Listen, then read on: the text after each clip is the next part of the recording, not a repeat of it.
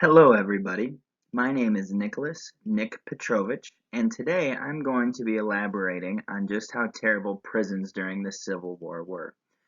Please be advised that this is a dark topic, but it is a harsh reality of war that we often overlook because we cannot fathom the level of evil that a man can inflict on another man. Little background into the Civil War. It was fought in the early 1860s, and the big reason behind the Civil War was due to the fact that the Southern states were not happy with the type of momentum that Abraham Lincoln was building going into his presidency. He had a strong stance against slavery, which was viewed by the Southern states that succeeded as basically their way of life was being threatened, and they felt the only way to protect it was to leave the Union. However, Abraham Lincoln vowed to bring the seceded states back because his duty as president was to protect what the founding fathers had created. The southern states were led by politician Jefferson Davis, who had a strong stance on slavery. He believed in the preservation of the South's way of life. The southern states did not have the level of industrialization that came over from Europe and had a huge presence in the North. The North actually outnumbered the South by a population of almost 3 to 1, and this meant that there was an abundance of cheap labor that could be hired for very low cost, and the South didn't like that. They had their slaves, they viewed them as their property, and without the slaves, they wouldn't be able to harvest cash crops such as cotton and tobacco. One of the darker sides of war that people often overlook just because we can't fathom the level of evil we can do to one another is the fact that there are military prisons. During the Civil War, there were over 100 officially documented prisons. Um, over 4 years, just over 500,000 people spent time in these prisons. There were reoccurring themes such as overcrowding, disease, and barbaric treatment. With well over 100 prisons throughout the course of the war, I found three of some of the worst northern prisons that I would like to elaborate on, just to kind of give you an insight as to what Confederate troops had to deal with when they surrendered. Illinois sets the stage for one of the first prisons, Alton Federal Prison to be exact. Originally, this was a civilian prison, so making the transition into a military prison for the Union was not hard at all. Like the Midwest, many of us know there are blistering summers and absolutely brutal winters. The general care of the soldiers was not the biggest concern of those that were entrusted to watch over them, and the simple lack of sanitation during this time period attributes to diseases spreading like wildfire and very unfortunate deaths. It's no surprise that two of the worst prisons that the Union had were located in Illinois.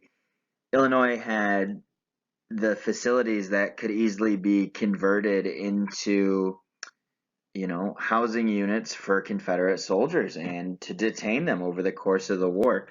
Camp Douglas was originally a military training ground. It was arguably one of the worst prisons in the Union.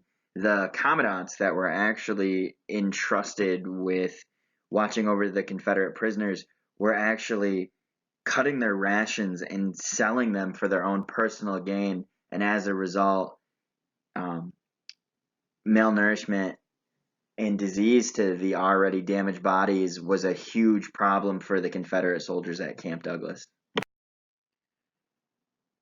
A common theme that Camp Douglas in Illinois and Elmira Prison in New York have is that the commandants that were in charge there partook in some very illegal behavior, almost criminals of war type behavior. For example, at Elmira, the commandant didn't provide housing for the Confederate soldiers. They had to sleep outside and they had to ration their own shelters out of sticks, blankets, and logs.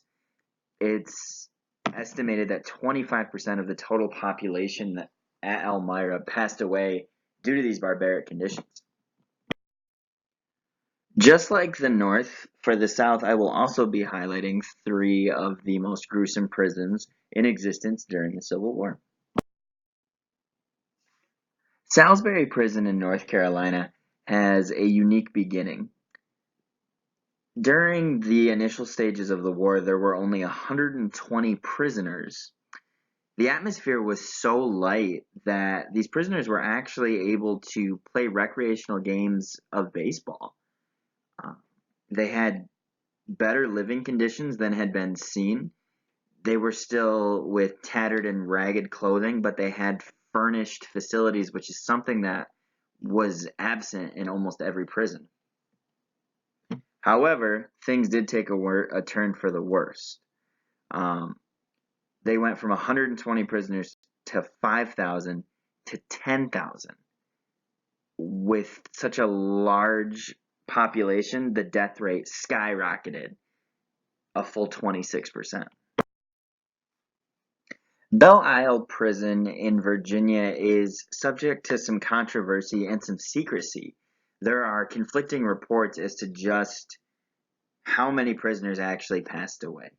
And this prison was notorious for the emaciation of the prisoners. The northern prisoners were skin and bones, and many of them passed away from starvation. There were no wooden structures that had furnishings at this prison. So these men were forced to cram themselves into thin canvas tents or risk exposure in these poorly constructed makeshift type housing units put forth by the Confederates. Andersonville, Georgia, also known as Camp Sumter, is regarded as the most infamous prison on either side of the war. The reason being is that it was wildly overpopulated, and the commandant, who would be later tried and then executed for seen as a war criminal, didn't provide any sort of shelter. Again, this is another situation where the prisoners were forced to construct their own. Their rations weren't properly allocated, and they were borderline naked. They weren't provided with adequate clothing. What they came in with was basically all that they were given. And then as people passed away, they could take clothing from them, but then you risk the spread of disease. The worst part about this prison is the death toll is attributed to not only disease, famine, starvation, and poor living conditions, but the Union soldiers were so desperate during their imprisonment that they formed gangs and went as far as to kill each other in order to get adequate supplies to live. Prison camps during the Civil War were potentially more dangerous than the battles themselves. If a POW actually survived and made it out of there, the mental trauma and damage that was done to that individual could truly not be understood, because shell shock, aka post-traumatic stress syndrome, wasn't in existence back then.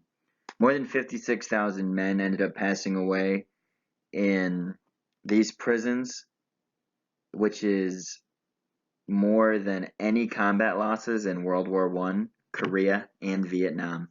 Thank you for watching. I hope I shared some insight into just how terrible conditions were during the Civil War. And let's hope that another war on U.S. soil never happens again. Thank you.